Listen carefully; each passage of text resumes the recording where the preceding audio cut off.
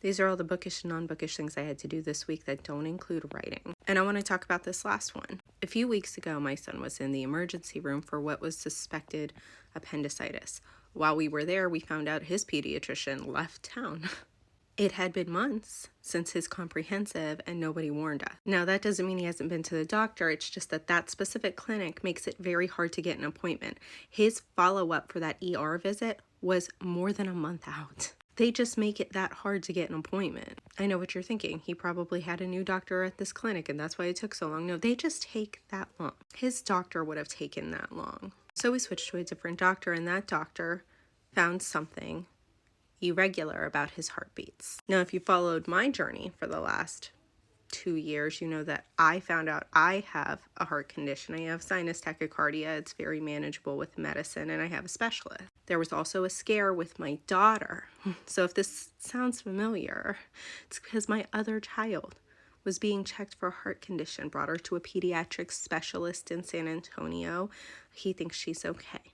But this doctor had me listen to my son's heart in 2 places so that I could hear that there's like a popping sound when his heart beats in this other spot. Obviously, this is all very scary because all 3 of us, really, like all 3. But again, my daughter was okay. So the stuff comes up, like, I don't know. So I requested that he see the same specialist in San Antonio. I thought the guy did a great job. But also because if he does have something, then I need my daughter to be checked for that same thing as well, and she's already an established patient. I did, though, ask the doctor, like, hey, if it turns out he has this thing that you were talking about, whatever this popping thing is that could mean he's got some kind of leakage, is it going to mean surgery?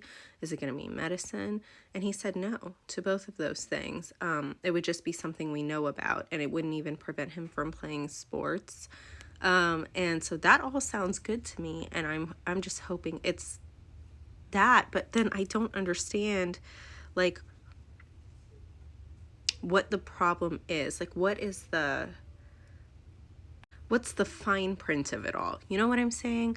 Like, oh, this all sounds like even if he had it, it could be fine. What is the fine print of it all that I need to know? Okay, because I had suspected when I was younger that there was something.